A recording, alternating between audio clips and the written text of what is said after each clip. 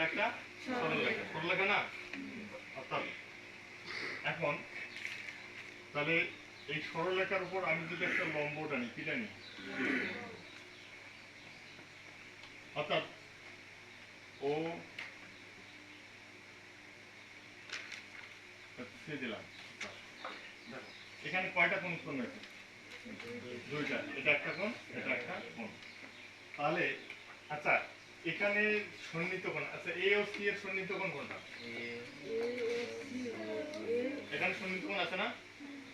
এখন তো বললাম এখানে সাধারণ বাহু কোনটা বলো তো? ওসি না? ওসি হচ্ছে সাধারণ বাহু, বুঝা গেছে? তাহলে সাধারণ বাহু এদিকে একটা কোণ আছে, এদিকে একটা কোণ আছে। তার মানে এ ও সি এর সন্নিহিত কোণ হচ্ছে সি ও বি বা বি ও সি, বুঝা গেছে? আবার যদি বি ও সি এর সন্নিহিত কোণ সি ও এ, বুঝা গেছে? আচ্ছা, তাহলে এখানে কি এই এ বিটা একটা কি সরলরেখা? তাহলে একই সরলরেখার উপর অবস্থিত, একই সরলরেখার উপর অবস্থিত দুইটি সন্নিহিত কোণ, দুইটি সন্নিহিত কোণ পরস্পর সমান হলে, পরস্পর অর্থাৎ এইটা সন্নিহিত কোণ এবং এই সন্নিহিত কোণ যদি পরস্পর কি হয়? সমান হয়, তখন তাদের প্রত্যেকটিকে সমকোণ বলে। আচ্ছা, সরল এই যে এবি তো সরল, সরল সরল রেখা না? তাহলে এই দুইটা এখানে এই কোণটা কি হবে? এই কোণটা সমষ্টি কত হবে? 180 হবে না? কিছুক্ষণ আগে সরল কোণ করলাম, সরল কোণ করলাম না? তাহলে এইটা কত? 180 ডিগ্রি। আচ্ছা, এইটা আর এইটা, এই দুইটা সন্নিহিত কোণ যদি সমান হয়, তাহলে প্রত্যেকটা কত ডিগ্রি করে হবে? 90 ডিগ্রি হবে না? এইটা যদি একটু মানে এটা যদি 89 হয়, তাহলে এটা কি হবে? 91। তাহলে সমান হবে? এই যে 0.1 বেশ কম হইলেও সমান হবে না, বুঝা গেছে?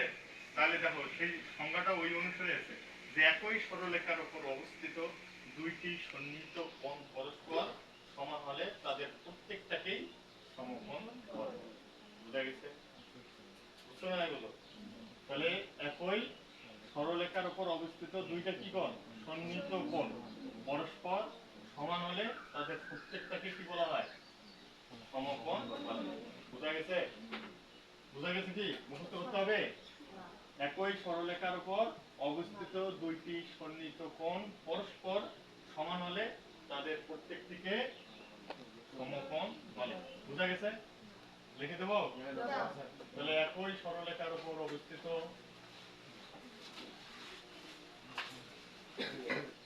এখানে কিন্তু ওখানে চিত্র অনুসারে তুমি সংজ্ঞা, চিত্র দেখবা সংজ্ঞা বলবা।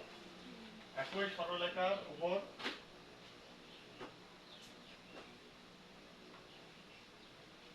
অবস্থিত দুটি সন্নিহিত কোণ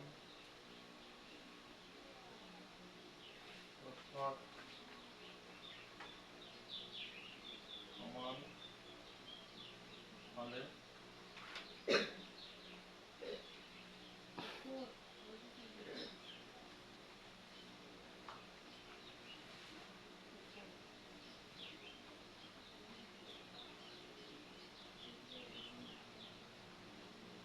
সমকোণ বলে।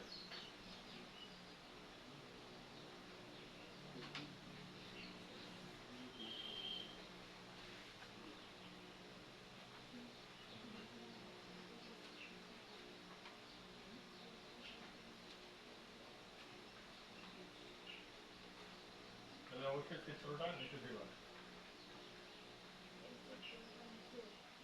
হ্যাঁ, এটা লেখা প্রস্তুত করে দিবা।